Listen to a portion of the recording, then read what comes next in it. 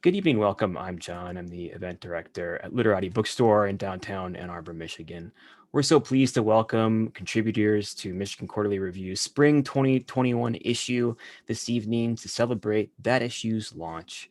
If you heard me as you were joining us, just a quick webinar overview. The chat is closed, but you may want to keep the chat window open during the event as I will be sharing a link to purchase the issue from our bookstore. And as a reminder, you can shop for more books at literatibookstore.com for curbside pickup. If you live in Southeast Michigan or the Ann Arbor area, or to have shipped to your home anywhere in the United States. And in lieu of a book purchase, we also ask that you consider a $5 donation to sustain our virtual programming, whether you'd like to think of that as this week's or this month's or this year's subscription to our programming. You can make donations at literatibookstore.com/donation. Otherwise, we simply thank you for your attendance this evening or this morning or this afternoon, depending on where and when in the world you may be joining us from. And now to introduce our readers this evening in the order that they will be reading. Please join me in welcoming through good vibes, since we cannot hear your applause, Michigan Quarterly Review's managing editor, Hannah Webster. Thank you, John, and thank you so much to Literati for hosting MQR once again. And thank you in advance to all of our wonderful readers who've made MQR's first issue dedicated entirely to emerging writers really special. So our first reader tonight, joining us from Geneva at 2 a.m, is Yan Wei, a poet we're really pleased to welcome. So again, the good vibes, and send her thoughts as she shares some work with us tonight. Thank you, Hannah. Hi, everyone. I just feel really, really privileged to be here with all of these amazing poets. I do live in a very different time zone. I think I actually woke up at 3 a.m. Last night thinking that I had missed the reading and started screaming and scared my husband half to death. So I thought it would be only fair that I start off the reading with a poem that I wrote for our anniversary. And I think, like many of you here know, this is what you get when you marry a poet.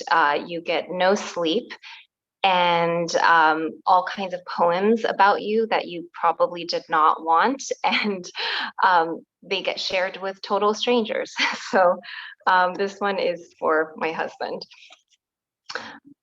An economic theory of love. There are econometrics to explain this, the feeling of loss as soon as I've had you. You encircled my wrist between Second Avenue coasters and salted tables, spinning to a quick compression that had the air of recklessness. 11 years, now a fixed variable. An archaic hunger turning all variations of the slope into me folding over you, yours over mine. No one tells you equilibriums are a cruel narrowing. Do you love me? A categorical answer. We always forget our anniversary, like the time we were in Tokyo, decomposing the night to small plates, thick jokes in the gaps of whiskey alleys until we went broke. Say something. If I think of another man, there are only variations of the unsaid. Then it is the back of your neck over fried eggs. On the mornings, endogenous pecks are all I can give, clouds of residuals too scattered to be significant. Don't ask me for proof of loss, of sated, of fragility only measured after the breaking, when I already know the slope of your shoulders reminds me of rooftops. Let me watch from here a little longer. I know that this has been an incredibly difficult year for everyone, and I think it has also been a year of reflection. It has clarified, I think, what is important to us. So this next poem I wrote in the first few weeks of the first lockdown. The best things in life. The best things in life can't be window wiped. They scatter at sudden movements like dandelion seeds or moths circling the unsteady porch light. They cast impossible shadows, slanting west when the sun is setting and sharp south at high noon. They don't know the boundaries of their own shapes and go on keto diets when they know they love carbs. The best things in life make a pretty poor sandwich. Some were abandoned in the throat of a fly trap. Some laughed too loud in church, stopped talking a long time ago. A red-faced one is staring at you from the bar. The best things in life forgot your name like an asshole. They're at the casino gambling away their assets. They wrote a rant, then deleted it. They won't speak to you unless you master Arabic and refuse to be surgically extracted. They are the arterial splints that save your lexicon. The best things in life could kill you. They save that one perfect sentence for the moment before detonation.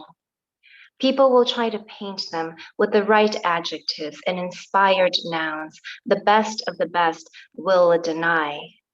The water moves around them, so you'll never be sure of your aim. What my father said, a flawed theory, but I believed him. The best things in life are easily lost. One spill and the mistake is engraved.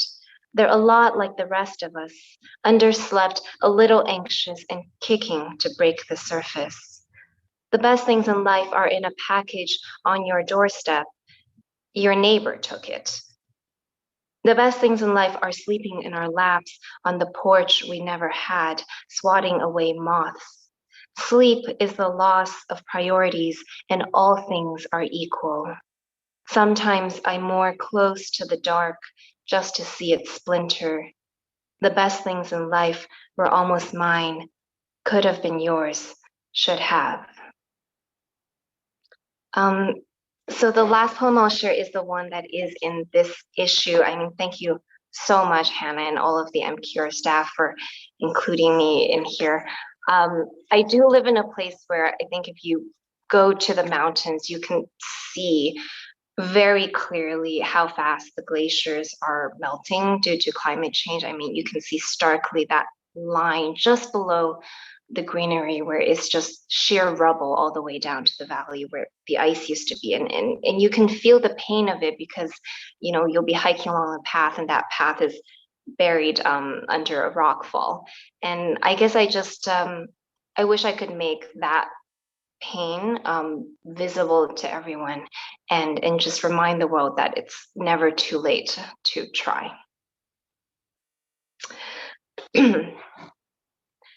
Into the moraine. Then I walked my body through the vastness, and church bells faded to a shiver. One of the few roads that still holds the world's silence. A glacier is hardly a road, more like a series of slow-moving seas pushing weeds out to the shore. It has lost so many friends. Look what it carries on its journey. Dandelion cakes and crushed stems of snow crocuses, the type of green that greened on so little. Look at its incisors and boulders and the baby teeth in the back, ready for a breaking. It carries forgotten chains, ice screws, a few bodies and the remaining limbs of a house it didn't mean to kill. Last summer, I had walked my body through a rockfall and waited to be splattered on basalt. But I know the stones were only a cry, like the dying bull covered in picador spears, crossing the sand lines of blood. The glacier groans, and I think of how we heal thoughtlessly, how easy it is to watch the colors of a scar swell and dim. We have forgotten the work it takes to peel away the rotten, to grow fast enough and on so little. Standing here is an infliction. See how the ice clenches for collapse. Some things can run, can cry, yet do not heal. Some things are not roads, but will carry you with them, and they will tell you, this is not the end. Thank you, everyone. Thank you so much. And we're so grateful that you did not sleep through the reading last night. Our next reader is going to be sharing some prose with us this evening. Riza Kavalshar Collins is joining us from Boise and has single-handedly introduced the Boise community to MQR. We're so grateful that she's willing to share her work with us tonight. So join me in welcoming Riza. Hi, I'm going to read from the beginning of an essay titled Shabda.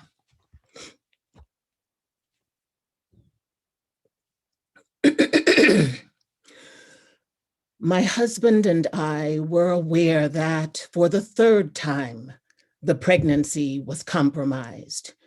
In discussing options with my doctor, all were fraught. He told me that I would require surgery, that I could die during the surgery, and that I should make preparations in case I didn't survive. I appreciated his forthrightness. Try to donate blood for yourself, he said. Have your friends donate blood. The delivery date was set, May 1st. At home throughout the week before the surgery, I stood in the bathroom mirror looking into my own eyes and repeating the words of Frida Kahlo, who had also been ill-starred and bearing children. Tree of hope, keep firm. Outside, I walked barefoot in the pitch black earth, held and leaned into trunks of deep-rooted southern oak and sycamore trees, and envisioned myself living to be a wise woman, a dark woman of light, a woman who could meet life on life's terms, a woman who could weather any storm. Multiple storms were brewing. My brave mother's health was declining. Recently married, my husband and I were trying to start a family in the midst of tumult.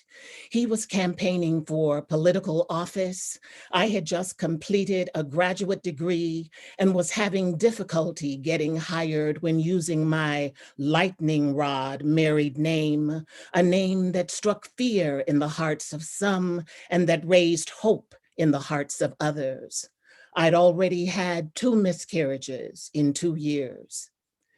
At home, in our bedroom, I asked, on May 1st, will you please drive me to the hospital and stay with me through the delivery? My husband looked at his watch, then at me and said, I'll have to check my schedule. 2 years earlier, also in May, I was at home alone in Texas after the shock of the first miscarriage. We weren't yet married, and my future husband, an activist, community organizer, and Baptist minister who also had political aspirations, was traveling overseas for work. By phone, I told him what the doctor told me. It had been an embryonic pregnancy, blighted ovum, empty sac. Some say that miscarriage occurs when the timing is inappropriate. When would the timing be right for us? We agreed that we would try again, perhaps in a year. Speaking of this generative time, he said, the sex is so intense. It was an intense time. My mother, struggling with debilitating illness, was the extraordinary single parent of 2 adult daughters.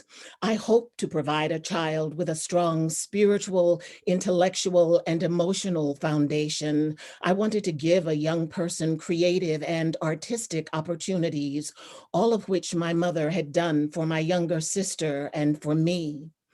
After a life of father absence, I now had the chance to raise a child in a 2-parent household. Given my history, this meant a great deal. In the recent past, I had left my career as an actor, had returned to school, and had begun a career as a political and clinical social worker. My mother, due to her illness, sometimes relied upon, yet didn't like social workers, but I liked them. In particular, I liked political social workers who stood for confronting oppression and for challenging abuse of power, who stood for social justice and for social transformation.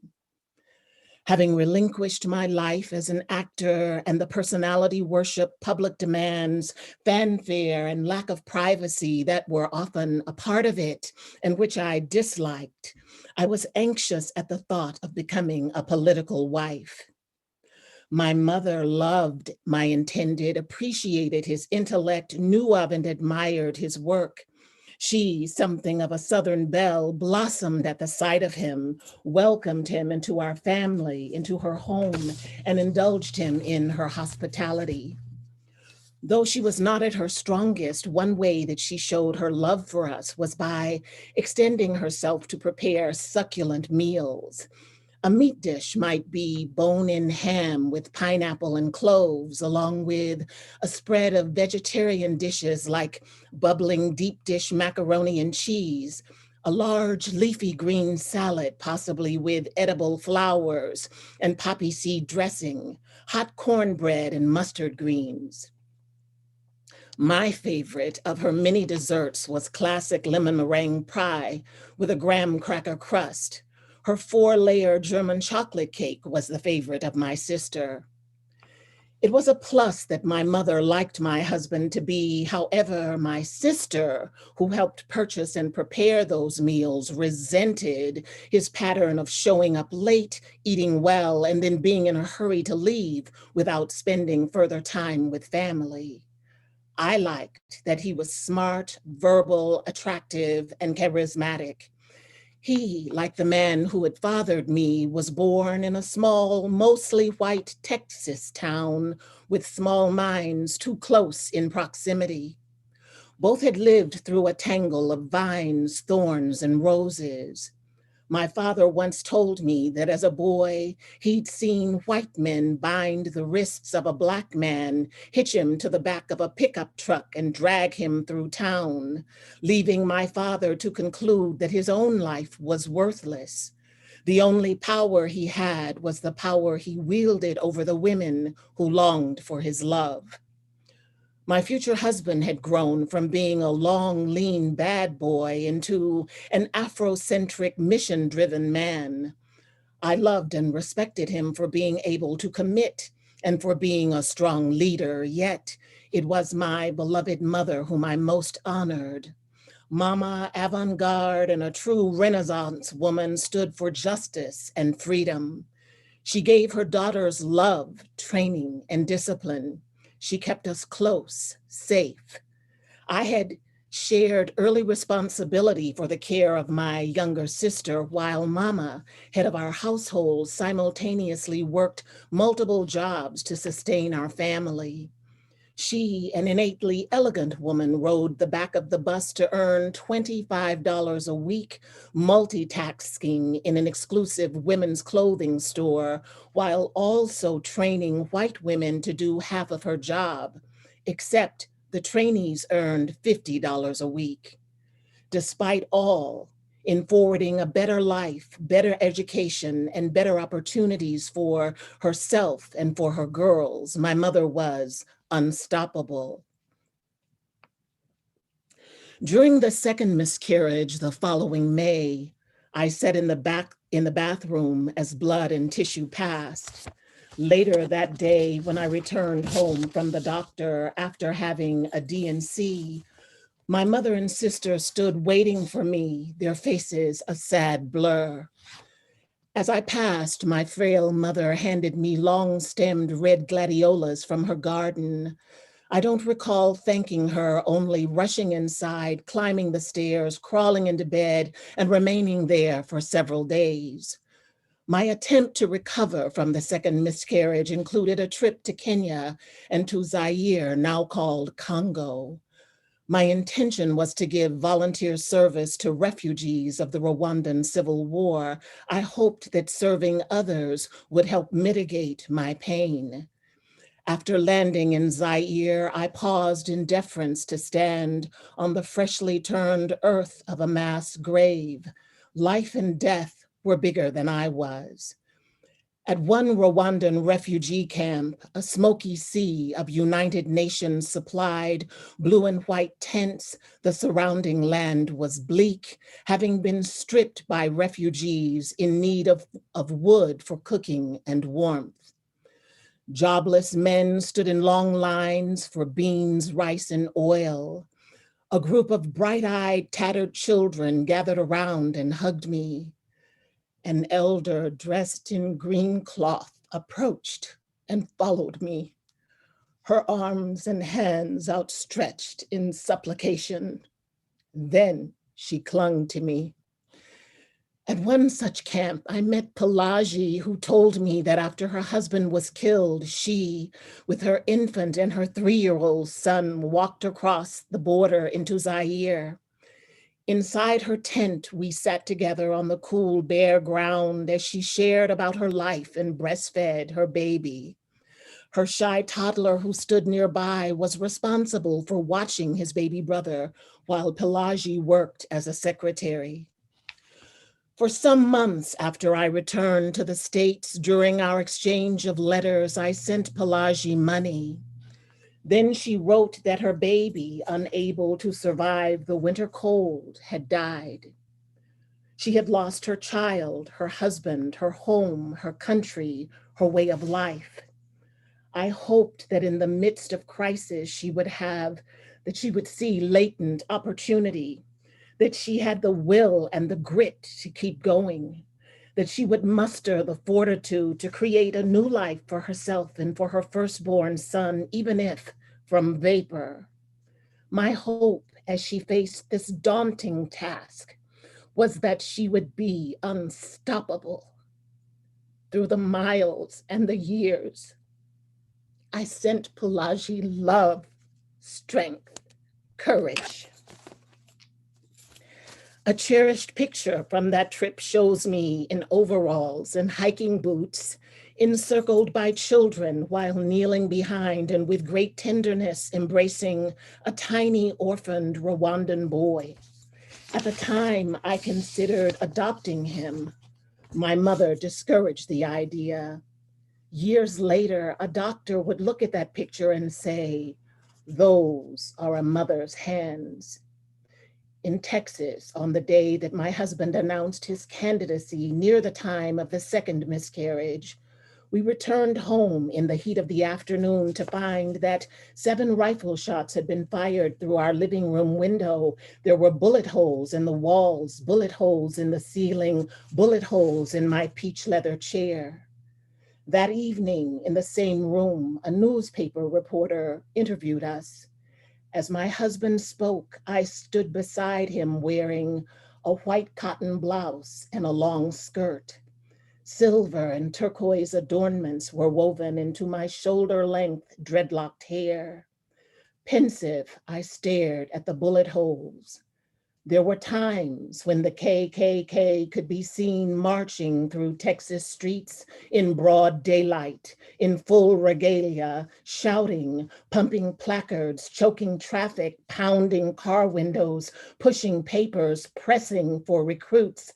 There were entryways to Texas towns boasting signs that read, "Don't let the sun go down on you."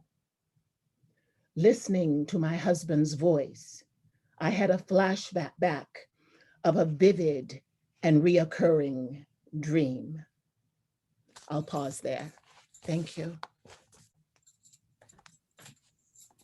Thank you so much, Riza, for sharing from that essay. It's a true honor to have your work in our pages. Our next reader, returning to poetry for a moment, is Yasmin Elkishawi. Thank you so much, Yasmin. We're so excited to hear you read tonight. Hi, everyone. I'm so happy and so humbled to be here today. So this first poem is after Jessica Thornton. The title is after her, and I'm going to read the title of her poem. It's The Night Demi Lovato Was Hospitalized for Overdose, the thing they don't tell you about recovery. That idea of intimacy, the idea of like, here's this thing that people maybe don't talk about or is hard to talk about, but I'm going to have to give it to you straight. So I'll go ahead and read my poem. Billie Eilish breaks the mold in her baggy clothes. What they don't tell you about covering up. After Jessica Thornton. I am all limerence and want nothing to do with your imposingly deep political movement. But still, tell Andy I said have fun in war. Is my hijab the only reason you wanted me undressed? Billy is breaking the mold. Isn't modesty just my mother telling me to go change? Isn't it just that my hijab was the bud to Billy's revolution? Victory to the women who hide it all. And what of Khato, who was murdered because she didn't bleed on her wedding night? Death to wanting. When they ask me about the thing on my head, I say, Billy breaks the mold and I take the God out of it. Because that's what sells. Billy broke the mold out of me, sure, but Alec from HR still wants to know if I'm slim thick. Say there were a girl who slapped watermelons to determine which was sweetest. Say in this sugar, each time you cried, she in a black abaya and niqab would bow in a mellifluous prayer for you. Say her name were Yusra. In the next life, when I meet her and she is glittering, what would you want me to tell her? Okay, and then this next one is on Google Maps. Palestine is nowhere to be found, with lines from Mashruk Leila. They are a Lebanese band. I'm a huge fan of their work. And it's kind of hard for me not to write about Palestine. My family's from there. I have family that still lives in occupied Gaza. Right. O child of the night, tell me, is it true? Despite the aching, do you think Gaza still has a chance? And what of all of you who say, Gaza is not mine, is not yours? Is ownership just hands grasping, palms sweaty, either from frying okra or holding a gun to a child's back for too long? Don't worry, brother. Prison can't take away your freedom. I'll tell you about 2001, how Baba had to ship Cheerios to Gaza because even at 2 years old, his daughter was ceaseless on this land. Tell me about the reconstruction of the inside of a body. Something about Baba finally crossing the border to see Jiddo after all these years. The collapse of him into Jiddo's arms. I could cry each time I heard of this collapsing.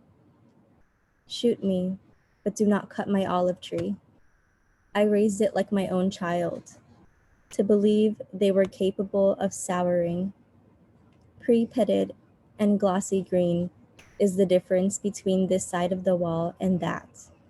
Then came the pushing, no, shoving, of an energized idealism that maybe, just maybe, Gaza could be something more than a headline, more than a word that could be spoken into and out of existence. Gaza here, Gaza not.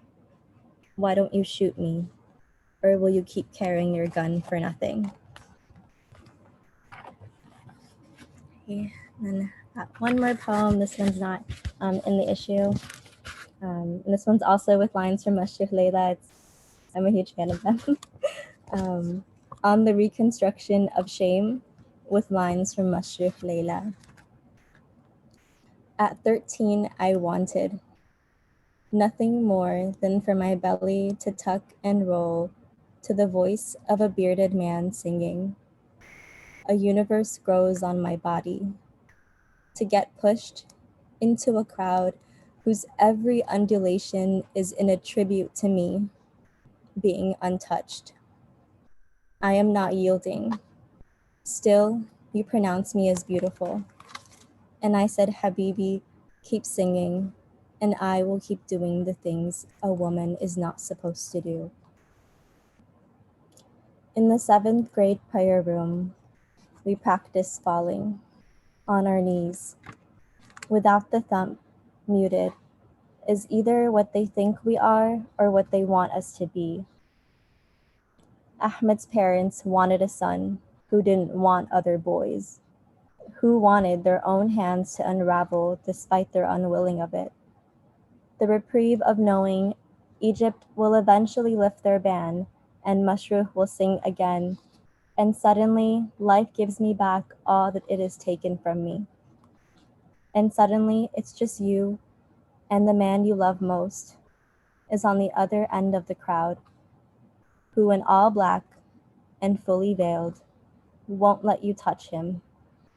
For no other reason than, well, it's ungodly. Tell them, say it. Say, he blew love in my chest. My God, he blew love in my chest. Shame is in the past. Thank you. Thank you so much, Yasmin. I'm so happy to have you here tonight. Returning to prose, our fiction offering this evening, Anel Lopez. Join me in welcoming her. Hi, everybody. I would ask you if you can hear me, but I'm going to assume that you can. I get really nervous when I read, and I tend to be tempted to make a joke as a way to get myself in a better headspace, but I don't have a joke, but I'm hoping that the mention of a joke feels like a joke. This is called The End of the World as We Know It. The first night Joy and I heard the thud, we didn't know what to make of it. We were lying in bed and Joy was applying the anti-wrinkle cream that she bought after a student told her white people age faster, while I scrolled Reddit posts about Trump building a wall and whatnot. The government was experiencing the longest consecutive shutdown in history, and much like the government, I was getting shut down by Joy every night. Nighttime showers followed by the tiniest drop of Armani cologne didn't do the trick. Neither did the thorough manscaping I was doing for her, nor did the push-ups, pull-ups, or flossing. For 3 weeks, Trump had been attempting to get funding for this unnecessary wall while I tried to romance my girlfriend to no avail. It seemed like everywhere I turned, the wall was everyone talked about.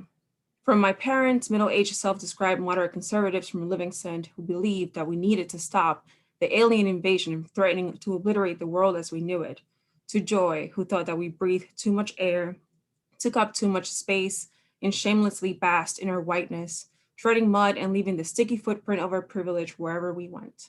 So as I scrolled down a bunch of racist comments, I shook my head in silence and kept them to myself. I couldn't read those to Joy.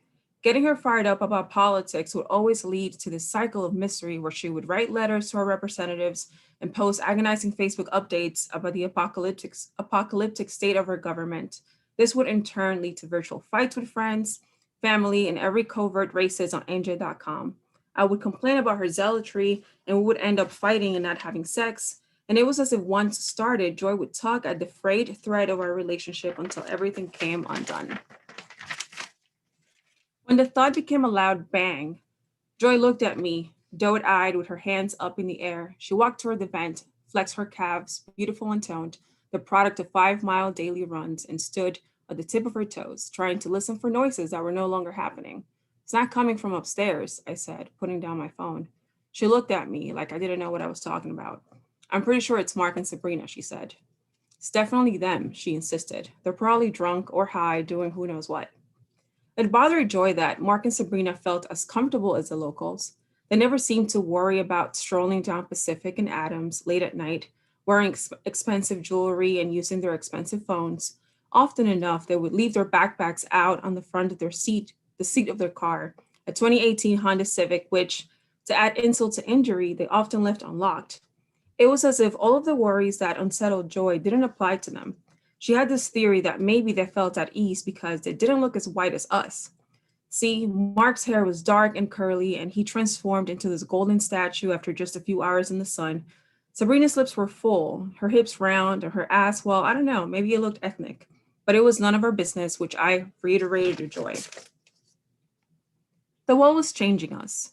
It was changing life around us. The Ironbound, an immigrant haven, was starting to feel different. People seemed on edge, as if they knew that they had to watch their backs. On Facebook, a buddy of mine described how a suspicious-looking van with suspicious-looking white people parked for a bit too long at the corner of South and Chestnut. And like an apocalyptic game of telephone, a rumor began that the van was in fact an undercover ICE vehicle conducting an operation. People in the area believed that there was a deportation rate of sorts, so they ran. They ran for their lives. Fear permeated everything around us. It occurred to me that even the soft-spoken lady who worked at the bodega near our place had vanished. One day she was there, and the next she was gone.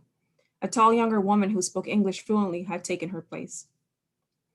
Days later, I resolved to tell Joy that her attitude sucked, that we hadn't had sex in 3 weeks, and that I was unhappy.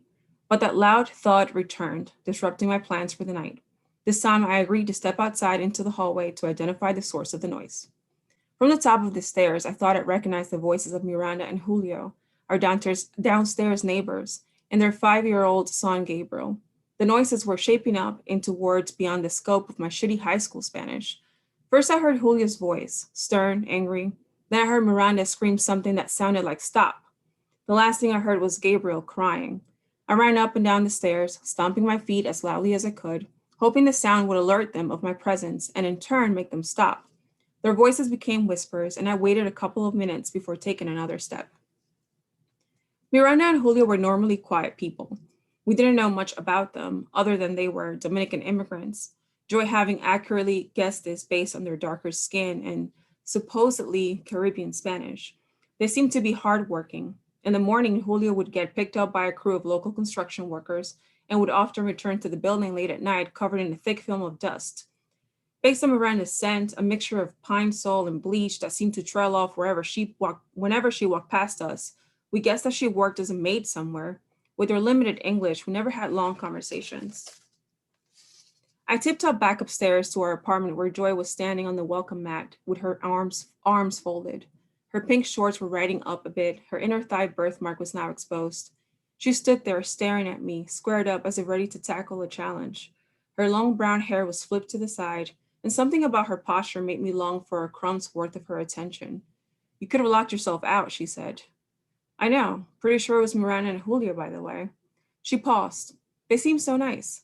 I held my chin and rolled my eyes at her. She was always so quick to write people off. Well, this doesn't mean that they're not nice, I said. She huffed, tiny droplets of spit spraying the air around her. Sounds like they're beating their child. We don't know that, I said. Really now? She looked at me, drunk with righteousness, her eyes pulsating. Really now? I repeated. To think that there was a time when our words were not peppered with cruel sarcasm. A time when we made love, watched mindless TV, drank beer, and ate pizza. A time when we couldn't bear the thought of holding on to anger. We should report them, she said. She turned around and made her way to the bedroom, and I couldn't muster the energy to engage in another pointless conversation, so I spent the night on the couch. I wasn't surprised when immigration showed up. At the front door, these white officers wearing blue ice vests were speaking to Sabrina, asking for Miranda and Julio Gonzalez. Before they even asked, Sabrina pulled her wallet from her back pocket and showed the officers that she wasn't the woman they were looking for. The officers held her license up, then flipped it over before handing it back to Sabrina. They insisted on coming inside and knocking on every floor. Sabrina told the officers that no one by the names of Miranda and Julio lived here. The older white one, whose fitted polo seemed to be strangling his biceps, chuckled. May I please come in, ma'am, he said. Sabrina, still holding on to a dish rag, stepped to the side. I watched from the periphery, realizing that I left the TV on. The reporters were added, several voices interrupting one another in an exchange that sounded chaotic at best. The government was still experiencing the longest consecutive shutdown in history as the political parties debated that fucking wall. As the officers banged on Miranda and Julio's door, all I could think about was Joy feeling guilty and ashamed, unable to eat or sleep. I could feel the desire to rub this in her face, heaving inside my chest and bubbling in my throat. After the ICE agents grew tired of knocking and decided to leave, Sabrina walked over to Miranda and Julio's and said that it was safe to come out. No one did. I watched Sabrina tear up. Do you know what this means for them? She said. She rubbed her temples with both of her hands and looked at me as if expecting a response. From her expression, I gathered that Sabrina must have had some experience with deportation, with people losing everything. I couldn't fathom her agony. I didn't know what to say to her. I imagined Julio and Miranda's lives would never be the same. The world as they knew it was over. I walked back inside our apartment and thought of calling Joy, of asking her to come home as soon as possible, but I felt paralyzed. Though the heat in my throat dissipated, breathing became difficult. I waited on the couch until she came home. When I told her the news, she went to throw up in the bathroom, her long hair draped over the toilet bowl. I grabbed her arms and helped her stand up. She asked repeatedly if this was her fault, then headed over to the living room where she paced back and forth, stopping only to put her face against our door as if trying to listen for something. What if we get them a lawyer? What if we call your dad? She asked. The bitter taste in my mouth overwhelmed me. There was nothing left to do. Sometime before the sun came up, I heard Miranda and Julio and their son leaving. We never saw them again. Over the next few days, random people would enter and exit the apartment, carrying out boxes and furniture. Joy had trouble sleeping. I returned to bed to sleep next to her, though most nights I faced the wall. Her cold hands would slip inside my shirt, and I would hold my breath in silence. Joy and I sat in our small kitchen table and watched airplanes fly over our street. Some flew high enough that their hum was barely audible. Some flew so low that they cast shadows that dimmed the living room. The shutdown was over, but the uneasiness remained. She lowered her gaze and picked at a hangnail on her index finger, and I took hold of her hand and once again and traced her knuckles, registering how it felt to touch her skin. Perhaps I was stupid for thinking that the world would end and that it would take a cataclysmic event. Even though I knew all along that it would come down to the little things, the little frictions that start off earthquakes. Thank you. Thank you so much, Anel, and thank you everyone for sticking with us and spending your Saturday night with Literati and with MQR. Our final reader tonight is poet Tuji Tahat. So thank you, and join me again in welcoming them. Thank you so much. Thank you all for inviting me, for having me. Thank you to all my fellow readers and Literati, and shout out to all y'all across the world who tuned in to hear some poems and hear some prose. I'm in Seattle, Washington, and it's super beautiful outside. So I hope that wherever you are, it is as gorgeous as it is here. I will start with the poem that's actually in the issue. It's called Per Reports from the Southern Border. Thousands of people are fleeing the devastation left by the hurricane. The host confirms with the immigration expert that the humanitarian crisis needs a visa like the border crisis needs a visa. From their perspectives, there are real mixed signals here. A field of vision is a partial portrait of the viewer. Everything else is a partial portrait of the ensuing crescendo. Meaning justice, the Department of Homeland Security says something, anything. The administration wants Mexico to do even more. White space is a part portrait of the black ink. The body on the shore, a fragment of the body of the people who found the body on the shore. What number of retweets makes a partial portrait a widely shared body? Tragedy sharpens the mind's imagination. There's emergency, then there's crisis. Either way, someone hunting a storm.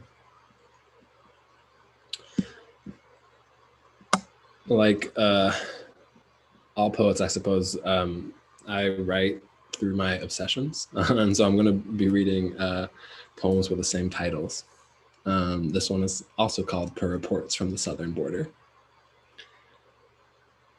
This body is in an advanced state of decomposition. That one is moving along, as expected, through the turnstile, out the state fair. Elephant ear dusted fingers pushing through the fence. The university demands proof of employment, authorization. The smoke fields a kind of compliance. Identification proves difficult. Sometimes it's not the bones that help identify the body, but the personal effects. Ask a family over there what their migrant wore upon departure. Students disinfect the remains. Sometimes it's the sneakers that give the body away.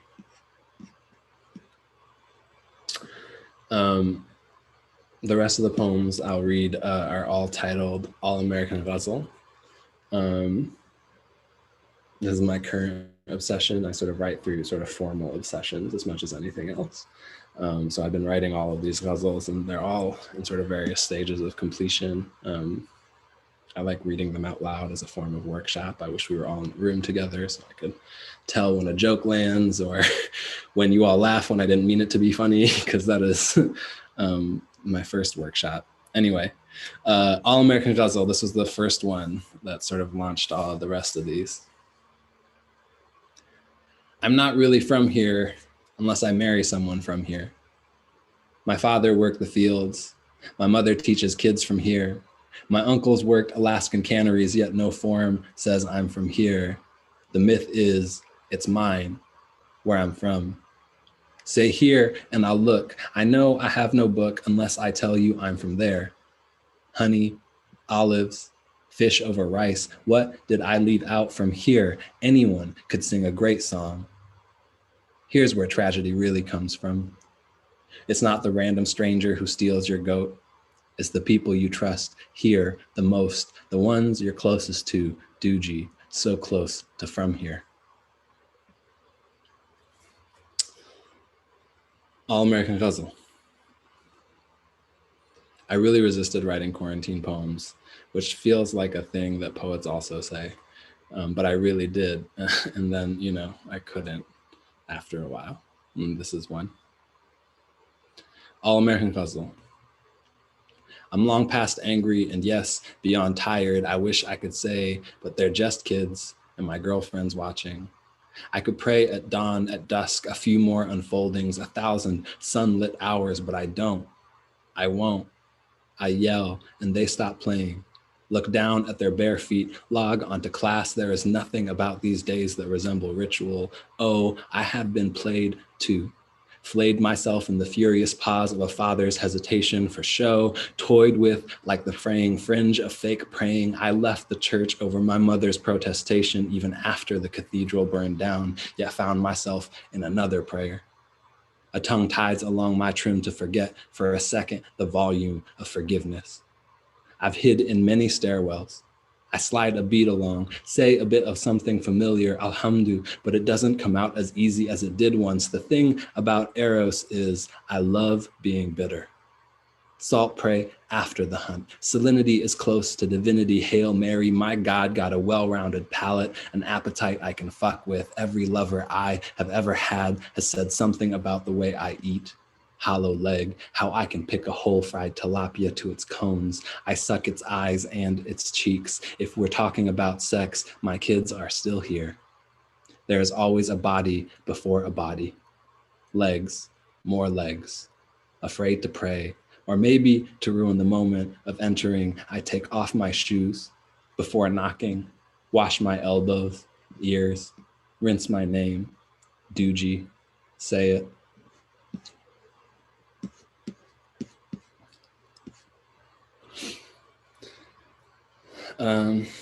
All American Ghazal. Ordering kebab is to make a beautiful thing out of language. Knowing too, to make another thing, I have no other language. Before I asked my Arab uncle the word in English for this bite or that, I'd already forgotten prosodies meaning. My language is at best borrowed, but that which is borrowed is a blue bully's beating burrowing its way into memory. At open house, I hid my father, whose accent embarrassed a younger me. Please, Baba, performance pleases Papa best. And my vows have been languid since arriving to this country. Like every lover I've ever licked, my father knows I shape my bow-legged mouth in the language of another's pleasure. I'll lisp, twang, twirl a lazy gerund if the body before me shows first how it's done. Language is a hallway of mirrors after all. In a plea, put it in my mouth. Watch my ugly tongue make you beautiful. Anguish, who said anything about mercy? I know my place between the space of an open throat and song. While you languish, I break, split a spit, write another and another, and it's a list of catastrophes that shows you my fluency in your language. I break, but I am whistling along. absent-mindedly, which reminds me consonants are also closure, all fumbling lips and teeth, an absence. Having daily pledged an allegiance I regret, lent breath to a nation that spits into an already wet, oh, doogie, still, dripping American poems.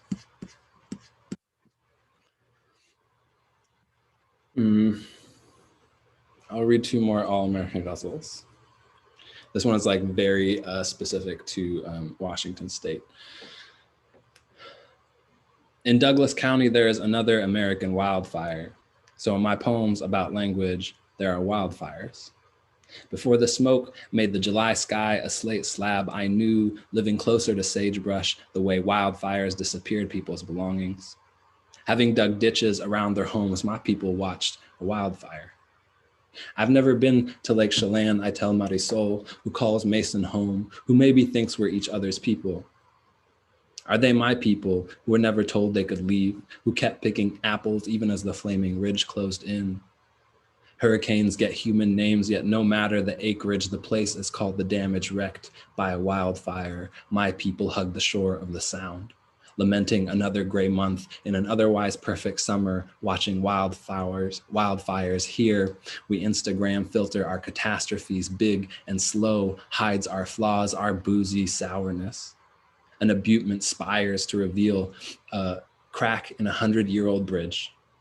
Subduction is so close to seduction, and that's just another catastrophe to the coders who contour consumption. I was born the day Mount Pinatubo erupted a year later, so I don't know lahars or even where. When I look out my window, the highest ground is to run to. My kids on the other side of the city don't wildfire, but mature in the specter of a tsunami that has yet made landfall. Selfishly, I still try disappearing. Call it ecstasy. But my God, here I am. An Abrahamic contract, imagining doogie, a valley in a valley, a heavy ringing, a blazing wildfire. This is my last one. Again, big gratitude to everybody who's here, everyone who participated, everyone who organized. I know that any of these takes a great amount of work by many, many people. So thank you. All-American Ghazal. Thursday lunch. There are holes in my eyes, but not the ones that make them my eyes. My optometrist sends me to a retinal surgeon, but I need someone who specializes in corneas. How little I know about committing to memory the curves of your face by looking. The poet says chiaroscuro, having not in years held a charcoal stick from its tip. An eyebrow, the perfect dip of an ear's helix into folds upon folds is as unique as a fingerprint. It sure sounds like science. I look away. Something changes. May I be curious? I love that. I've studied pictures of the falling man from 9/11 for so long, yet I am no closer to knowing. I've watched so much light in my lifetime already. The better question is if you were to see Called for Orpheus. When oppressive systems are so well hidden, Eros flees from sight, elbowing the mind's effort to make sense of things. When you put it that way, I put it the way it is. I resent looking isn't understanding long enough to call my lover within breath's reach. Where hips meet, the sight melts like ice in whiskey. Did we jump or fall? What you see, doogie, when I close my eyes. Thank you.